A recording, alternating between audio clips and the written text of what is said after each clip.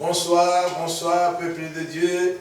Nous sommes là, comme d'hab, pour propager la parole de Dieu. Et avant tout, nous pouvons commencer par invoquer notre Seigneur. C'est lui qui passe avant toute chose. Prions l'Éternel. Éternel, mon Dieu, mon roi, éternel Dieu, nous sommes là, Père Saint, pour que tu puisses nous aider aussi à émerger dans le devoir que tu nous donnes, à aller partout dans le monde entier, de faire tout le monde peut être tes disciples. C'est pour cela, éternel Dieu. Nous sommes là, Père Saint, à ta présence qui dit, Père Saint Seigneur, dans ta parole, là où deux ou trois s'unissent, à mon nom, je serai au milieu d'eux. Je suis convaincu, Père Saint, que tu nous guides et tu nous gardes, éternel Dieu, dans le creux de ta main pour que cette parole soit répandue partout dans le monde entier. C'est pour cela, Père Saint, nous bénissons ta présence. Nous sanctifions, Père Saint, ta présence au milieu de nous, synonyme d'amour, par ta présence au milieu de nous, synonyme de la paix, de la joie, des bonnes choses, Père Saint, que tu as prévues pour les saints. Sois glorifié, Père Saint. Nous voulons t'élever ces prières, Père Saint, dans le nom précieux du Seigneur Jésus-Christ. Gloire au Père, gloire au Fils et gloire au Saint-Esprit. Amen. Amen. Éternel notre Dieu, notre Père, nous te louons, nous te rendons grâce.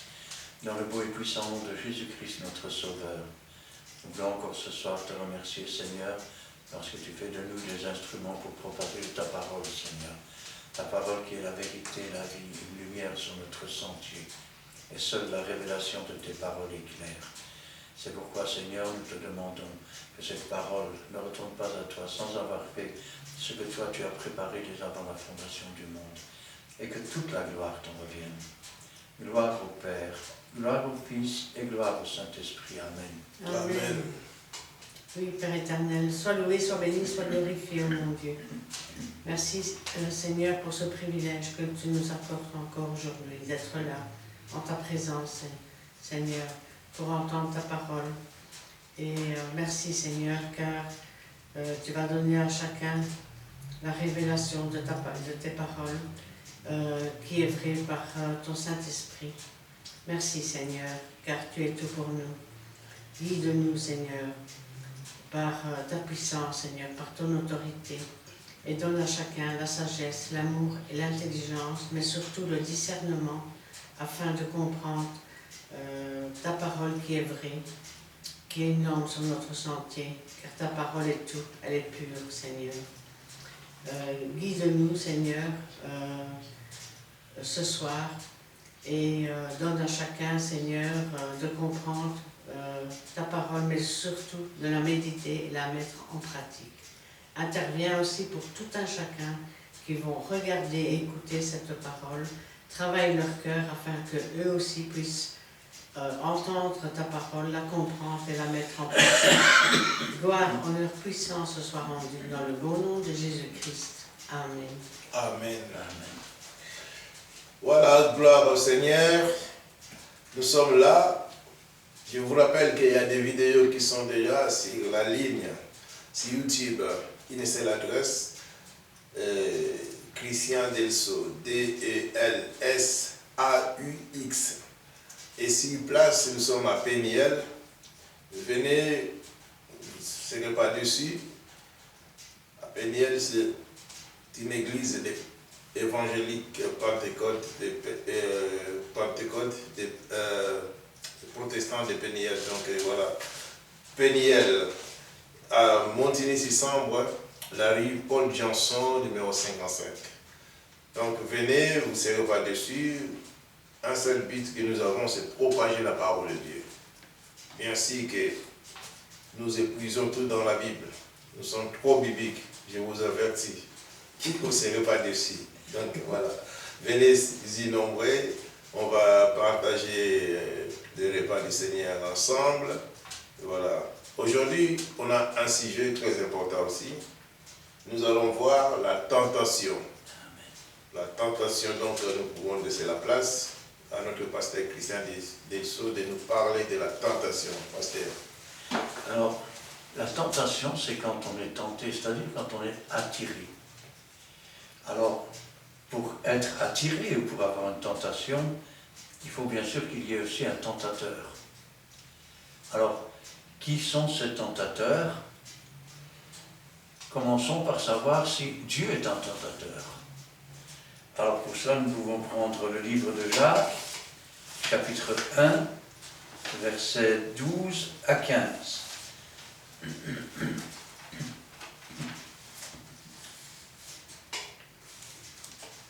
Nous lisons dans le livre de Jacques, chapitre 1, versets 12 à 15. Heureux l'homme qui supporte patiemment la tentation, car après avoir été éprouvé, il recevra la couronne de vie que le Seigneur a promise à ceux qui l'aiment. Que personne, lorsqu'il est tenté, ne dise « c'est Dieu qui me tente », car Dieu ne peut être tenté par le mal et il ne tente lui-même personne. Mais chacun est tenté quand il est attiré et amorcé par sa propre convoitise. Puis la convoitise, lorsqu'elle a conçu, enfante le péché, et le péché étant consumé, produit la mort. Amen. Heureux l'homme qui supporte patiemment la tentation. Ça veut dire que il y a une tentation, il y a un tentateur. Ce tentateur connaît nos faiblesses. Et donc, il va essayer de nous tenter. Mais attention que quand Dieu permet la tentation, ce n'est pas pour nous faire tomber, c'est pour nous éprouver. Amen. De même que pour les serviteurs de Dieu, il est dit qu'on les éprouve d'abord et qu'ils s'exercent ensuite. Alors, car après avoir été éprouvé, après avoir résisté, il recevra la couronne de vie que le Seigneur a promise à ceux qui l'aiment. Amen. Ça veut dire que les tentations, il y en aura. Ça veut dire aussi que ces tentations, nous pouvons y résister. Ça veut dire aussi que c'est une épreuve que Dieu permet dans notre vie. D'abord pour que nous puissions comprendre, ensuite pour que nous puissions grandir dans la foi, et ensuite que nous puissions vaincre jusqu'à recevoir ou passer la ligne d'arrivée, recevoir la vie éternelle. Alors, la question a été posée. Est-ce que Dieu tente? Que personne, lorsqu'il est tenté, ne dise « c'est Dieu qui me tente ». Car Dieu ne peut être tenté par le mal, il ne tente lui-même personne. Mais chacun est tenté quand il est attiré, amorcé par sa propre convoitise. Alors, on est attiré par les choses que l'on convoite. On est amorcé. Vous savez, quand vous voulez attraper un poisson, qu'est-ce que vous faites? Vous amorcez. Le poisson, il vient, il mange l'amorce. Vous recommencez, cette fois-ci, vous ajoutez votre ligne. Et comme ça, eh bien, on peut dire que l'hameçon de l'âme, eh bien, c'est le tentateur qui le met en se servant de nos propres convoitises. Parce que quand elle a conçu et enfanté le péché, alors, c'est quoi concevoir et enfanter le péché? Nous dirons que la loi écrite, elle dit « tu ne voleras pas ». Donc, si tu as volé, c'est que tu es un voleur. Mais la loi spirituelle dit « si tu as convoité dans ton cœur, tu as déjà commis le péché ». Et l'action est le résultat d'un péché qui existe déjà. C'est pourquoi le Seigneur avait dit, vous avez entendu dire que celui qui commet adultère, mais moi je vous dis que quiconque convoite la femme de son prochain a déjà commis adultère dans son cœur. Alors, ces convoitises, elles conçoivent et mettent au monde quelque chose. Et ce qu'elles mettent au monde, c'est le péché. Or, nous savons tous que le salaire du péché, c'est la mort. Et le péché étant consommé, nous pourrions dire, l'arbre de la désobéissance, le fruit de la désobéissance étant consommé, produit la mort. La mort, c'est la séparation d'avec Dieu. Alors, si ce n'est pas Dieu qui tente, si quelque part celui qui nous tente se sert de nos convoitises, qui donc est ce tentateur? Eh bien, c'est ce que nous dit la Bible dans 1 Thessaloniciens chapitre 3, versets 4 et 5.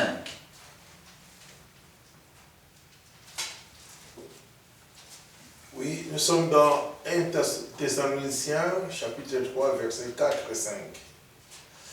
Et alors, et lorsque nous étions auprès de vous, nous vous annoncions d'avance que nous serions exposés à des tribulations comme cela est arrivé, et comme vous le savez. Ainsi, dans mon impatience, j'ai envoyé m'informer de votre foi dans la crainte que les tentateurs ne vous y tenté et que nous n'eussions travaillé en vain. Voilà, là nous voyons que Dieu n'est pas le tentateur, nous voyons que c'est nos convoitises dont se sert le tentateur, et puis nous voyons que ce tentateur, il existe vraiment. Alors, lorsque nous étions auprès de vous, nous vous annoncions d'avance que nous serions exposés à des tribulations. C'est le cas de tous les chrétiens, et je sais par exemple que dans certaines églises, on dit si tu viens à Jésus, c'est fini, tu n'auras plus de problème, plus de soucis, plus rien, tu deviendras riche et tout ce que tu veux. Mais Jésus dit, heureux serez-vous lorsqu'on vous outragera, lorsqu'on vous maltraitera, lorsqu'on dira faussement toutes sortes de mal à cause de mon nom, car c'est ainsi qu'on a traité les prophètes qui étaient avant vous. Comme cela est arrivé, et comme vous le savez, ainsi, dans mon impatience, j'envoyais m'informer de votre foi. Pourquoi va-t-il s'informer de la foi? Il a une crainte au fond de lui. Il sait que le diable se déchaîne quand il en a pour peu de temps. Et quand des hommes commencent à s'approcher de Dieu, c'est là qu'il se déchaîne. Parce qu'il sait qu'il est en train de perdre prise. Il est un peu, je vais dire, comme un dictateur qui sent que son pouvoir lui échappe. Alors il devient dangereux, alors il devient méchant. Dans la crainte que le tentateur ne vous eût tenté, il avait peur que, en plus d'être tentés, qu'ils auraient cédé. Parce qu'alors, si ils ont répondu à la tentation et s'ils ont cédé, et que nous eussions travaillé en vain.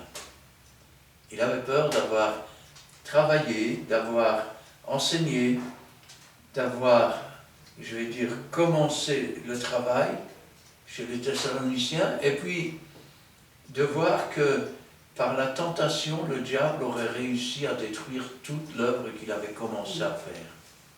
Rappelez-vous que nous sommes sauvés pour des œuvres que Dieu a préparées d'avance, et que si l'œuvre de quelqu'un subsiste, il recevra sa récompense. Mais si l'œuvre ne subsiste pas, alors il sera sauvé pour lui-même comme au travers du feu. Alors, il y a un tentateur, nous avons vu que nous sommes tentés par nos propres désirs, et ce tentateur, eh bien, c'est le diable. Il est connu sous le nom d'astre brillant, il est connu sous le nom de Lucifer, Lucifer qui signifie lumière, sauf que c'est une lumière qui s'est tournée dans les ténèbres, et qui donc est une lumière mensongère. Quand nous l'appelons le diable, le serpent ancien, le dragon des derniers temps, ici il est appelé le tentateur. Nous sommes dans Matthieu chapitre 4, versets 1 à 3. Nous lisons la parole de Dieu dans le livre de Matthieu chapitre 4, versets 1 à 3. Alors Jésus fut emmené par l'Esprit dans le désert pour être tenté par le diable. Après avoir jeûné 40 jours et 40 nuits, Il eut faim. Le tentateur s'étant approché lui dit, « Si tu es le Fils de Dieu, ordonne que ces pierres deviennent des pains. » Amen. Amen. Alors Jésus fut emmené par le Saint-Esprit. Le Saint-Esprit l'emmène là pour qu'il soit éprouvé avant de commencer son ministère. Pour être tenté par le diable. Ainsi donc, lors de notre conversion, au bout d'un moment, quand nous travaillons pour Dieu, le Saint-Esprit va permettre que nous soyons confrontés avec le diable, dans une tentation. Ben, rassurez-vous, une tentation qui est loin de dépasser ce que nous pourrons supporter. Et au cours de cette tentation, c'est comme ça aussi que nous allons apprendre. Pourquoi ? Même Jésus a appris par les choses qu'il a souffert, l'obéissance et la foi. Et quand nous affrontons comme ça le tentateur, il faut bien vous dire que c'est un apprentissage. Un soldat qui est toujours dans sa caserne ne peut pas combattre. Il doit apprendre à combattre. Si maintenant il est assis, il mange, il boit, il dort, il n'y a pas de combattant, il n'y a rien. De même, Dieu veut que nous soyons une armée de sanctifiés, entraînés à combattre, entraînés à résister, entraînés à vaincre, ou plutôt à saisir la victoire que le Seigneur nous donne. Amen. Alors, après avoir jeûné 40 jours et 40 nuits, il eut faim. Et voilà que le tentateur s'étant approché lui dit, « Si tu es le Fils de Dieu, ordonne que ces pierres deviennent du pain. » Et regardez la réponse magistrale du Seigneur. L'homme, Dieu sait que nous avons besoin de nourriture pour nos corps. Mais il dit, l'homme ne vivra pas de pain seulement. Par contre, il peut vivre de toute parole qui sort de la bouche de Dieu. Amen.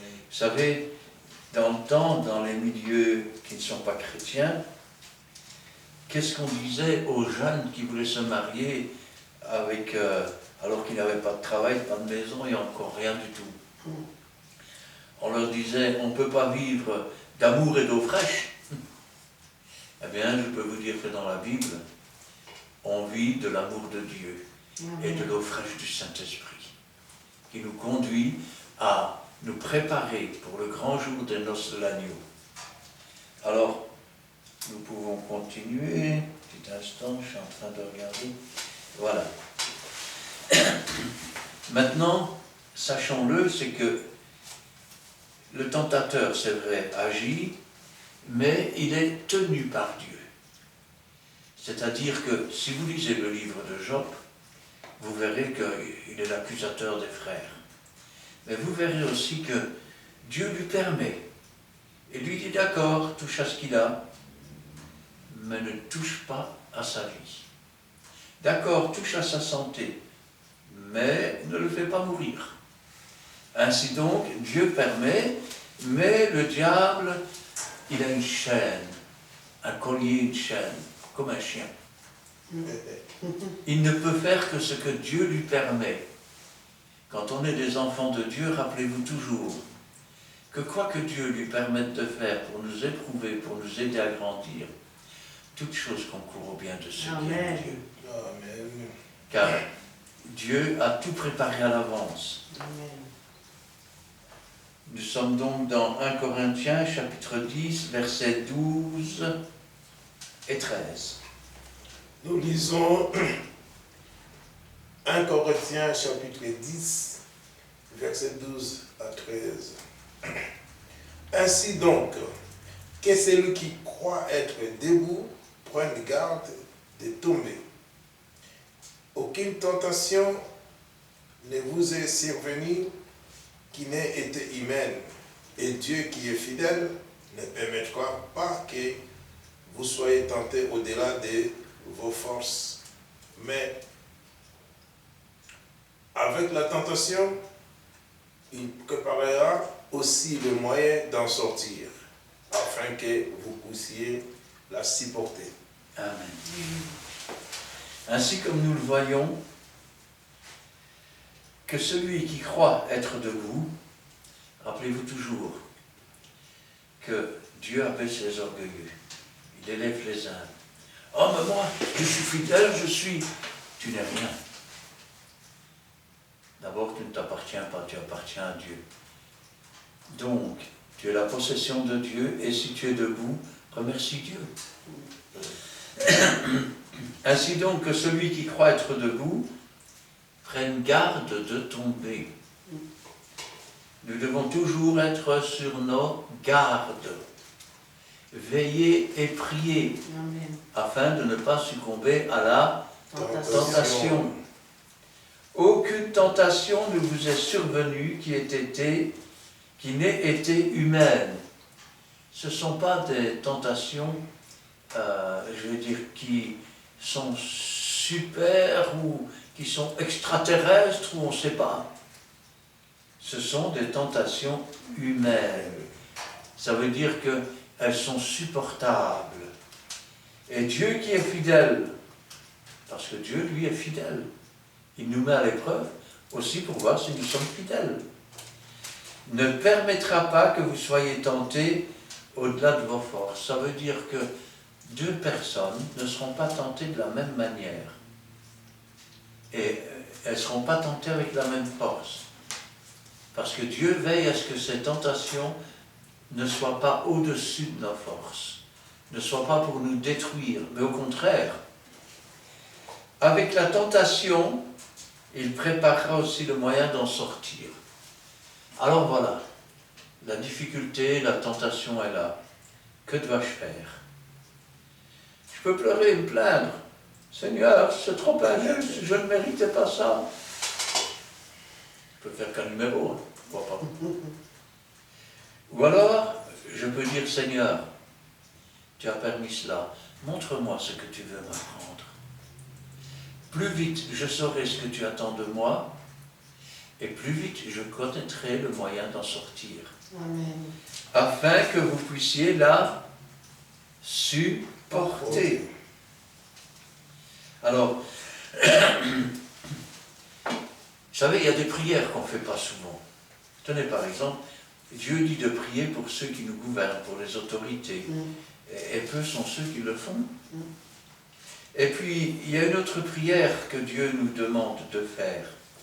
Et cette prière, souvent, nous l'oublions.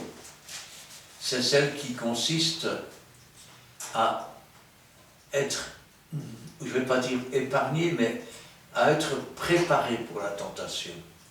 Et nous sommes dans Matthieu 6, verset 13.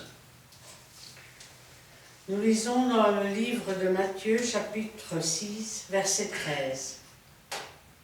Ne nous induis pas en tentation, mais délivre-nous du mal, car c'est à toi qu'appartiennent, dans tous les siècles, le règne, la puissance et la gloire. Amen. Ne nous induis pas en tentation. Voilà une belle prière. Que signifie cela?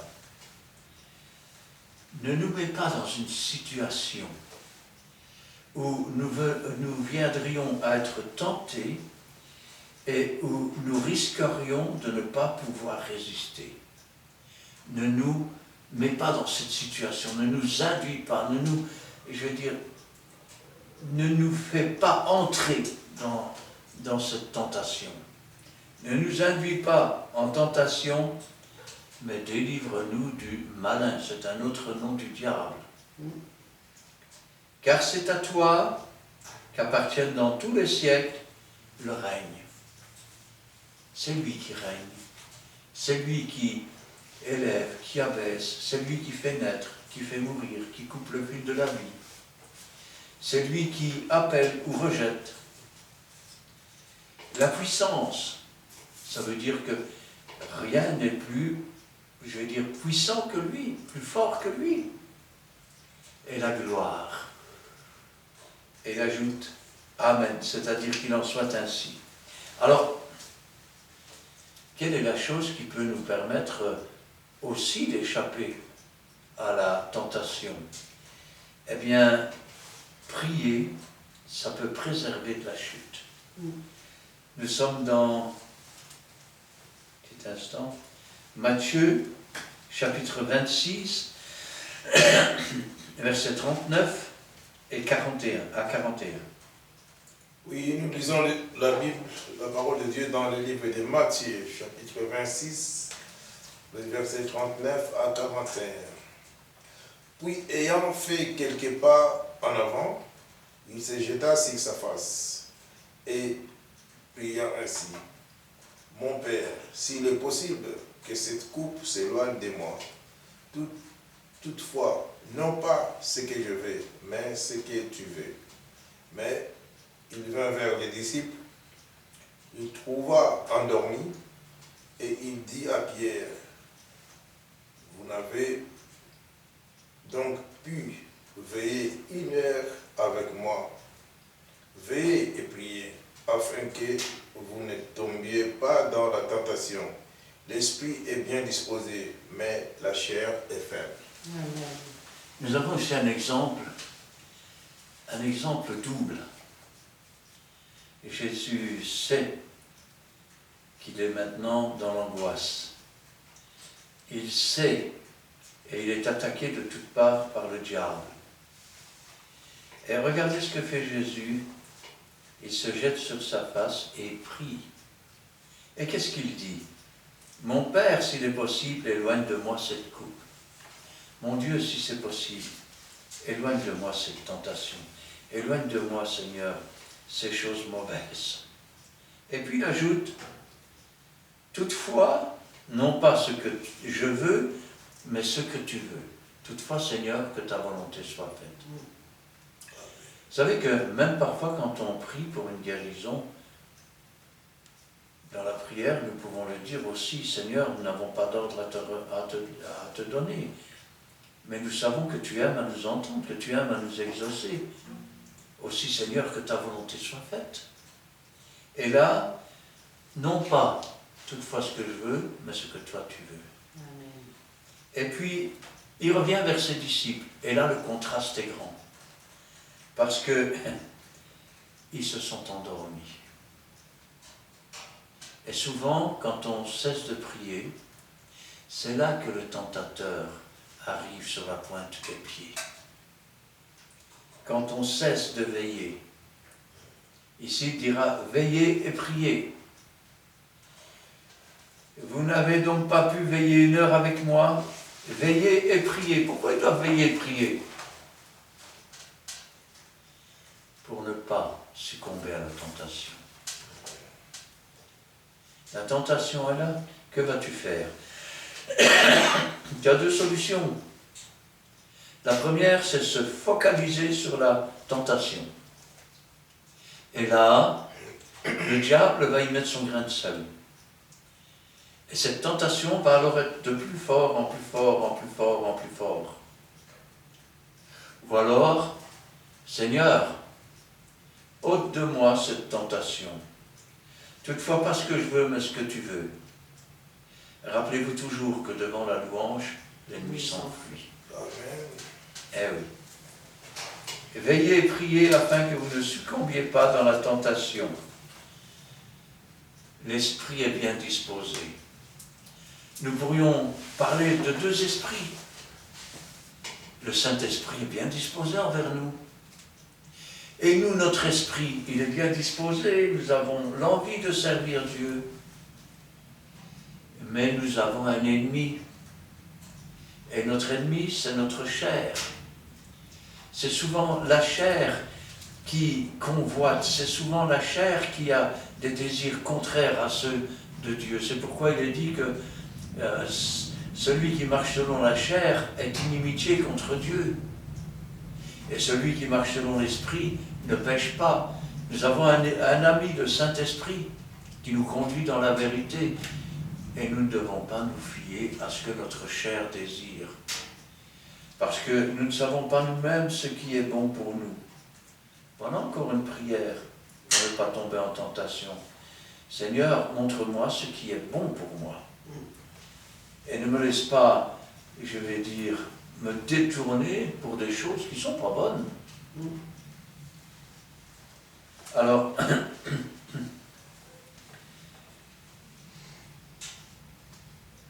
la chute à cause de la tentation. Nous sommes dans Luc chapitre 8, versets 11 à 14. Nous lisons la parole de Dieu dans le livre de Luc, chapitre 8, versets 11 à 14. Voici ce que signifie cette parabole.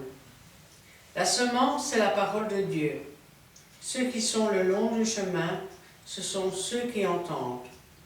Puis le diable vient et enlève de leur cœur la parole, de peur qu'ils ne croient et soient sauvés. Ceux qui sont sur le roc, ce sont ceux qui, lorsqu'ils entendent la parole, la reçoivent avec joie, mais ils n'ont point de racines. Ils croient pour un temps et succombent au moment de la tentation.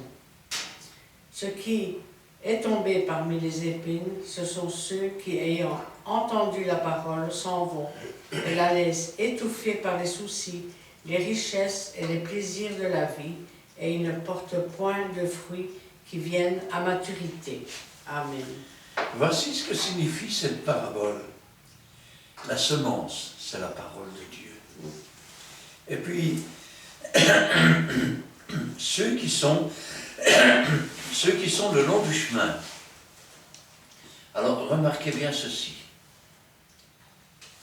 Jésus dit, venez à moi, vous tous qui êtes fatigués et chargés, je vous donnerai du repos pour vos âmes.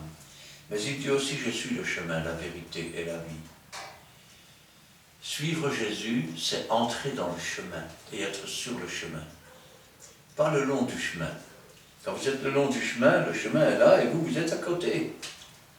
Nous pourrions presque dire que vous êtes à côté de la plaque. Eh oui. Et donc, ceux qui sont le long du chemin, ce sont ceux qui entendent. Et qui vient ensuite, le diable vient enlever de leur cœur la parole, de peur qu'ils ne croient et soient sauvés.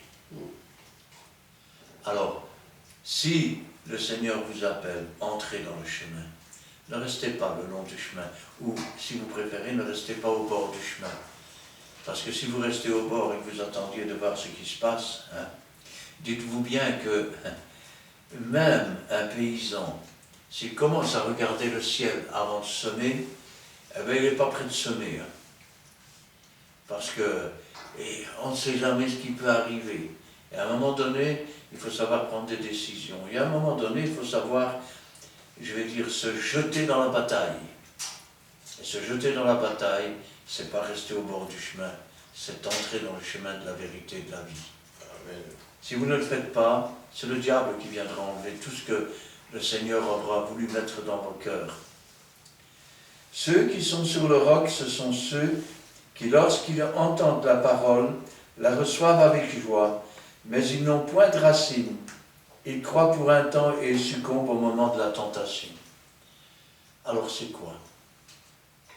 Ce sont des gens qui entendent la parole, ils la reçoivent. Ils n'ont pas de racines. Comment se fait-il qu'ils n'ont pas de racines? Une plante qui n'a pas de racines, c'est une plante qui ne se nourrit pas. Il faut qu'elle ait des racines pour se nourrir. Or, la racine de la nourriture, c'est la parole de Dieu.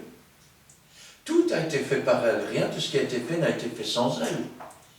Si vous acceptez Jésus pour sauveur, mais qu'ensuite vous délaissez la parole de Dieu, eh bien, vous n'aurez pas les racines. Et comme vous n'avez pas les racines, je vais dire autrement. Il est marqué dans la Bible, mon peuple se meurt, manque de connaissance. Et souvent, on lit ce texte pour culpabiliser les chrétiens qui sont. Et pourtant, qu'est-ce que le Seigneur dit tout de suite après? Parce que tu as rejeté la connaissance, je te rejetterai aussi du sacerdoce. Ça veut dire qu'en rejetant les racines, en rejetant la parole, eh bien, on a donné une porte ouverte au diable pour venir, je vais dire quelque part, nous détruire au moment de la tentation. Ce qui est tombé parmi les épines, ce sont ceux qui, ayant entendu la parole, s'en vont et la laissent étouffer par les soucis, les richesses, les plaisirs de la vie, et ne portent point de fruits qui viennent à maturité. Alors, là c'est quoi? Ils ont reçu la parole, mais elle est tombée parmi les épines. Rappelez-vous que Jésus a été couronné d'épines. On appelle ça aussi autrement l'aiguillon. Et l'aiguillon de la mort, c'est le péché. Mais gloire soit rendue à Jésus, car il a porté sur sa tête les aiguillons de nos péchés. Et quand nous lisons ce texte, elle tombe parmi les péchés. Ce sont ceux qui, ayant entendu la parole, s'en vont et la laissent étouffée. Par quoi? Par les soucis. Alors, pas de foi, pas de confiance. Donc, automatiquement, la parole est étouffée par les soucis et c'est la défaite. Si maintenant il y a la foi, il y a la confiance, alors, je vais dire, les soucis sont étouffés par la parole de Dieu et disparaissent. Les richesses, il y a 3 choses qui détruisent un chrétien. Les hommes, les femmes, l'argent et l'orgueil. Il y a 3 choses qui détruisent les femmes, les hommes, l'amour de l'argent et l'orgueil. Et les richesses, les plaisirs de la vie. Rappelez-vous l'histoire de cet homme qui menait brillante et joyeuse vie. Il s'est retrouvé dans le séjour des morts où il y a des pleurs et des grincements de dents, où il était tourmenté par une flamme cruelle. Et il ne porte point de fruits qui viennent à maturité. Autrement dit, ils sont des arbres stériles. Rappelez-vous l'histoire de cet arbre. Ça fait 3 ans que je viens et je ne trouve aucun fruit. Coupe-le, jette-le au feu. Prends patience encore, je vais y mettre du fumier et je vais faire tout ce qu'il faut. Et s'il ne porte toujours pas de fruit, alors tu pourras le couper, cet arbre inutile, qui occupe inutilement la terre. Alors, l'argent et l'amour des richesses. Timothée, et là ce n'est plus pour les nouveaux convertis, c'est aussi pour les pasteurs, pour les anciens, pour les diacres. 1 Timothée, chapitre 6, versets 6 à 10. Nous lisons la parole de Dieu dans 1 Timothée, chapitre 6, et le verset 6 à 10. C'est en effet une grande source de prenne que la piété avec le contentement, car nous n'avons rien apporté dans le monde, et il est évident que nous n'en pouvons rien porter. Si donc nous avons la nourriture et les vêtements, cela nous suffira. Mais ceux qui veulent s'enrichir tombent dans la tentation, dans les pièges et dans beaucoup de désirs insensés et pernicieux qui plongent les hommes dans la ruine et la perdition. Car l'amour de l'argent est une racine de tout le monde, et quelques-uns, en étant possédés, se sont égarés loin de la foi plutôt, et se sont jetés eux-mêmes dans bien des tourments. C'est en effet une grande source de gain que la piété.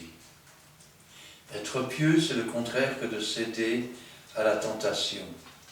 Et donc c'est une source de gain, mais de gain pour l'âme, pour la paix, et cette paix qui surpasse toute intelligence, pour cette confiance en Dieu, dans l'avenir et dans les choses qu'il a préparées pour chacun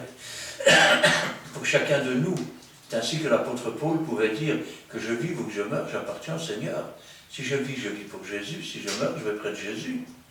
Alors, car nous n'avons rien apporté dans le monde, il est évident que nous ne pouvons rien emporter. Je veux dire autrement, nous sommes venus tout nus au monde et nous repartirons sans rien emporter. Ça veut dire que si nous mettons tous nos espoirs dans ces choses, elles vont nous tromper. Parce que toutes ces choses vont rester là, et comme tous nos désirs se sont portés vers ces choses, vers les choses qui ont été tirées de la poussière de la terre, nous aurons alors été comme le diable. Nous nous serons nourris de la poussière de la terre tous les jours de notre vie. Et notre endroit sera le séjour des morts où il y a des pleurs et des grincements de dents. Si donc nous avons la nourriture et le vêtement, cela nous suffira. À partir du moment où nous sommes vêtus, où nous sommes nourris, cela nous suffit. Mais je vais dire autrement. À partir du moment où nous sommes revêtus du salut et où nous sommes nourris par la parole de Dieu, cela nous suffit. Nous n'avons pas besoin de courir après la richesse, nous n'avons pas besoin de courir après les voluptés du monde. Mais ceux qui veulent s'enrichir tomberont dans la tentation. La tentation de vouloir toujours s'enrichir plus. Regardez Judas, il tenait la bourse, il faisait mine de s'inquiéter des pauvres. On aurait pu prendre cet argent et le donner aux pauvres. Mais en réalité, il volait ce qu'il y avait dans la bourse. Aujourd'hui, il y a des pasteurs qui volent dans la caisse de l'église. Il y a des pasteurs qui font des escrocs et qui dépouillent les personnes qui sont, je vais dire, parfois âgées et profitant de la faiblesse des gens. Mais ceux qui veulent s'enrichir tombent dans la tentation. Au lieu de chercher la richesse, cherchez plutôt le royaume et la justice de Dieu. Et toutes choses vous seront données en plus. Amen. Pas n'importe quoi, ce dont vous aurez besoin. Ainsi, ils tombent dans la tentation, dans le piège et dans beaucoup de désirs insensés. C'est pour ça que dans certaines églises, il y a aujourd'hui des pratiques qui sont limite diaboliques, on va dire. Et pernicieux, qui plongent les hommes dans la ruine et la perdition. Car l'amour de l'argent est une racine de tous les maux. Les femmes, l'argent, l'orgueil. Et quelques-uns en étant possédés, ça veut dire que déjà à cette époque-là, quelques-uns s'étaient détournés de la foi, ils s'étaient détournés de l'amour de Dieu et s'étaient tournés vers Mammon, l'amour de l'argent. Or, l'amour de l'argent n'apporte rien. C'est la poussière que le diable mange tous les jours. Si tu t'agenouilles devant moi, je te donnerai toutes ces richesses. Mais il ne possède même pas, la terre appartient toujours à Dieu. C'est un menteur. Et quelqu'un en étant possédé, se sont égarés loin de la foi et se sont jetés eux-mêmes dans bien des tourments. Alors, un des secrets pour ne pas succomber à la tentation, pour rester ferme dans la foi et vaincre, un des secrets, c'est la parole de Dieu et la persévérance. Amen. Elle vient à bout de toutes les tentations. Nous terminerons avec Apocalypse, chapitre 3, versets 10 à 11. Nous lisons le livre d'Apocalypse, chapitre 3, versets 10 à 11. Parce que tu as gardé la parole de la persévérance en moi, je te garderai aussi à l'heure de la tentation qui va venir sur le monde entier, pour éprouver les habitants de la terre. Je viens bientôt, retiens ce que tu as, afin que personne ne prenne ta couronne. Amen. Regardez, parce que tu as gardé. Alors, parfois quand je parle avec des personnes qui sont, je veux dire, pas affermies dans la véritable parole de Dieu, combien de fois j'ai entendu ça? Mais vous citez toujours les passages de la Bible. Alors ça les dérange parce que la Bible dit le contraire de ce que eux disent. Et regardez, parce que tu as gardé la parole. Mais rappelez-vous que la parole qui a été faite chair, c'est Jésus, parce que j'ai gardé Jésus. Je n'ai pas dit, oh Jésus, je sais bien, toi tu dis ça, mais non, il faut être plus large que ça. Il faut sortir de la parole de Dieu, et puis j'ai le droit d'avoir mon avis. Ou on appartient à Dieu, ou on n'appartient pas à Dieu. Parce que tu as gardé la parole de la persévérance. De la persévérance. Ce qui veut dire que non seulement on a gardé la parole, mais on a persévéré, non seulement en parole, mais en œuvre. La parole de la persévérance en moi, regardez ce que dit Jésus. Je te garderai aussi à l'heure de la tentation qui va venir sur le monde entier pour éprouver les habitants de la terre. Ça veut dire qu'il va venir une tentation. Qui est le tentateur? C'est le diable. Et il va venir tenter tous les habitants de la terre. Comment va-t-il faire? Il va le faire avec son faux prophète. Il va le faire avec son antéchrist. Mais rappelez-vous que ce sont des fils du menteur, car le diable est le père du mensonge.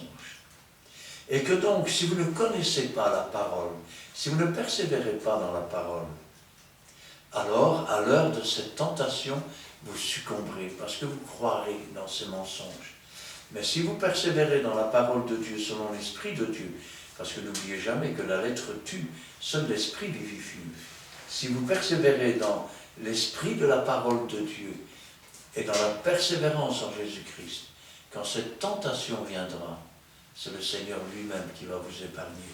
Amen. Et il est dit ici, quand, à l'heure de la tentation qui va venir sur le monde entier pour éprouver les habitants de la terre, je viens bientôt. Retiens ce que tu as, ne l'oublie pas, persévère. On ne te demande pas de travailler de plus en plus vite, ou d'apprendre sur Dieu de plus en plus vite, mais de mieux en mieux. Afin que personne ne prenne ta couronne. Car Dieu a une couronne pour toi. Vous savez, je me souviens d'une histoire, c'est un témoignage d'un pasteur. Un jour, il a eu une vision.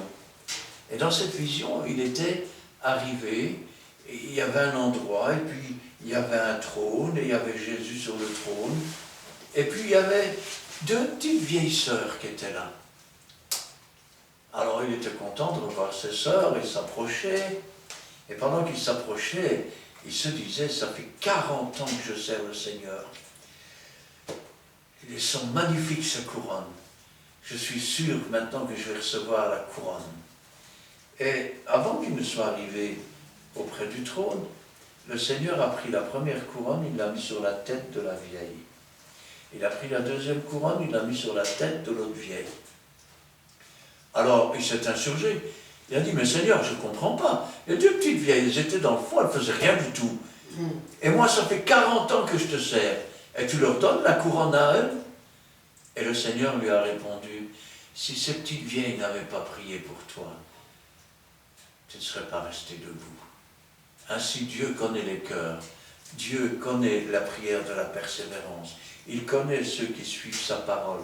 Il connaît ceux à qui il peut faire confiance et qui résisteront, afin qu'au moment de la tentation qui va venir sur le monde, personne ne puisse voler cette couronne que le Seigneur a préparée pour nous. Amen. Amen. Amen. Voici en long et à large la tentation.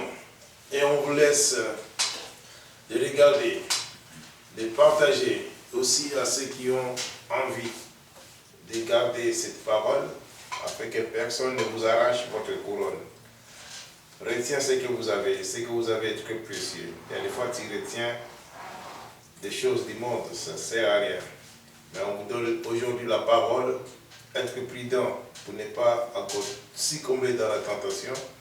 Et voici en long à large. Et on vous rappelle, il y a des vidéos qui sont en circulation sur YouTube. Vous pouvez toujours visualiser.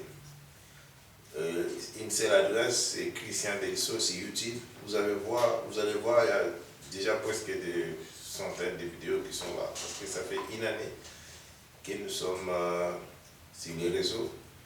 Christian Delissaux, D-E-L-S-A-U-X. Et vous verrez que le plaisir est partagé. Et surtout, si vous voulez que vous recevez des vidéos en première position, abonnez-vous sur cette adresse sur YouTube, Christian Delissaux. Donc, vous allez voir beaucoup de vidéos qui sont encore édifiantes et beaucoup de messages vraiment qui vont vous apporter encore en plus une connaissance dans ce que vous cherchez. Et ce que vous pouvez aussi faire, poser des questions, et vos questions, ça va nous enrichir pour faire encore les études bibliques. Donc, efforçons-nous par la grâce qui nous a été donnée par le Seigneur. Et si place, vous venez à Péniel, nous sommes sur la rue Paul Janson, numéro 55, à 6061, Montigny-600 à Charleroi. Donc, nous avons commencé par une prière et nous allons terminer aussi par cette prière. Nous bénissons l'Éternel qui nous a fortifiés. La parole de Dieu confirme que la joie de l'Éternel sera notre force. Par ta joie, Père, nous avons reçu ta force pour édifier les âmes, pour diffuser, Père Saint-Seigneur, par ta part, Père Saint-Seigneur, selon ton beau vouloir. Éternel Dieu, nous sommes là, Père Saint, fortifie-nous encore, donne-nous encore, Père Saint, du temps, surtout accorde-nous la longévité pour faire aussi, Père Saint, ta volonté, et que nous pouvons encore compléter, Père Saint, ou accomplir ce que nous n'avons pas encore pu faire. Mais selon ta volonté, nous demandons, Père Saint, que tu nous accordes beaucoup plus la longévité pour demeurer devant ta face, éternel Dieu, pour enseigner aux peuples qui ont besoin. Parce que ta parole le confirme. Enseigne-les aux hommes capables de les enseigner aussi aux autres. Merci, Père Saint, pour les abonnés. Que ta main sainte, Père Saint, abrite aussi, Père Saint, Seigneur, les abonnés et ceux qui vont partager. Nous te bénissons encore, Père Saint, pour avoir aplani notre chemin de retour. Merci. Nous voulons t'élever cette prière dans le bonheur de notre Seigneur Jésus-Christ, notre Sauveur. Amen. Oui, Éternel, notre Dieu, notre Père, nous te remercions pour ces instants, ta présence. Nous te demandons, Seigneur, que ta parole puisse faire son œuvre, qu'elle ne retourne pas à toi sans avoir fait ta volonté, Seigneur, sans avoir donné du pain à celui qui mange et de la semence à celui qui sème, afin, Seigneur, que ta parole puisse se propager par des hommes qui pourront à leur tour, qui seront capables de l'enseigner, et d'autres à leur tour, afin, Seigneur, que ta parole puisse se multiplier et que les hommes puissent s'approcher de toi et que toute la gloire. Amen, amen. Gloire au Père, gloire au Fils et gloire au Saint-Esprit. Amen. Amen. Merci Seigneur pour ta présence, pour ce moment béni passé avec toi, pour cette étude biblique que nous avons entendue par la bouche de tes serviteurs. Donne-nous, Seigneur, de retenir cette parole qui est vraie, mais surtout de la comprendre et la mettre en pratique. Donne-nous aussi, Seigneur,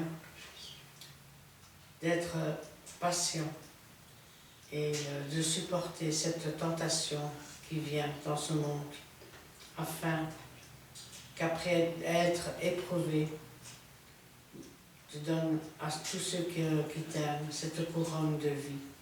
Donne-nous, Seigneur, de garder cette parole en nous qui est vraie. Et donne-nous de persévérer sur le chemin que tu as tracé pour chacun de nous. Oui, Seigneur, nous voulons que cette couronne soit gardée en nous, celle que tu as préparée pour tous ceux qui te sont fidèles, tous ceux qui t'aiment, mon Dieu. Et donne-nous de ne pas tomber en tentation. Viens nous fortifier là où nous sommes faibles, mon Dieu. Tiens notre main dans ta main puissante. Guide nos pas toujours dans tes empreintes. Et gloire te soit rendue, Seigneur, dans le bon nom de Jésus-Christ.